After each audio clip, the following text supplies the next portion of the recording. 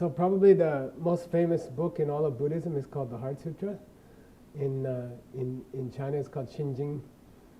In Tibetan it's called Shiragupana Tuchimbe Ningba Do.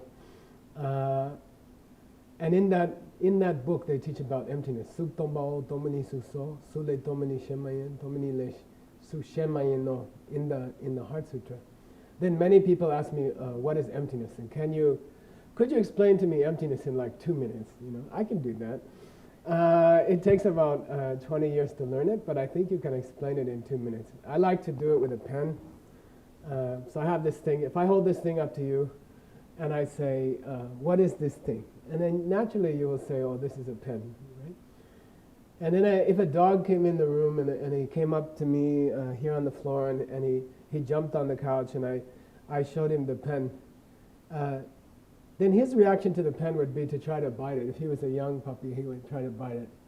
So we could say that the puppy doesn't see a pen. The puppy sees something to chew on, right? And then if I ask you, who's right? You see, is the puppy right or is the person right? Is it a pen or is it a chew toy? Then people sit there for a minute and then they say, I think it's both. I think the puppy's right and I think the human is right. Different creatures see the thing as a different thing. So both of them are right. You can't say one of them is wrong and one of them is right.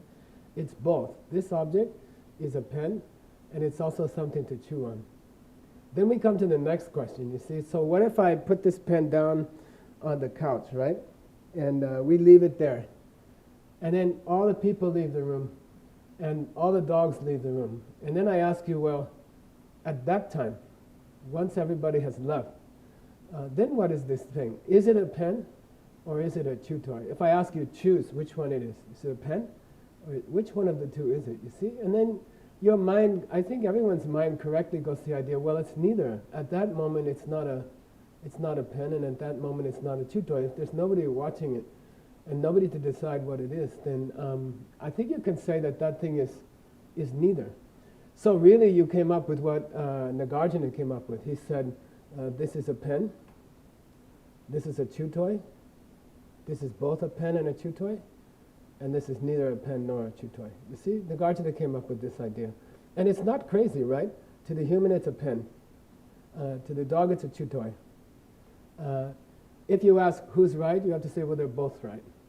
And then if all the dogs and the humans leave, and you put the thing here, then you can say it's neither one. When you say neither one, that's emptiness, okay? That's the meaning of emptiness. And you can think of emptiness like a movie screen. I like to think of it like a blank white movie screen, okay? When you place the object here, and there's nobody looking at it, by itself, from its own side, it's not a pen, and it's not something to chew on. And that's emptiness.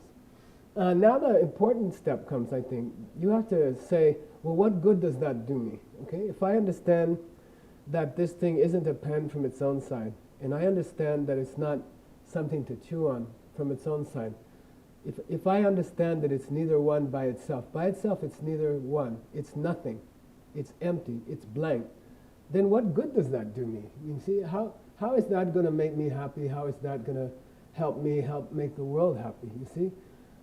And then you have to go on to a different subject, which is how do you make the pen, how do you make this object into what you want it to be?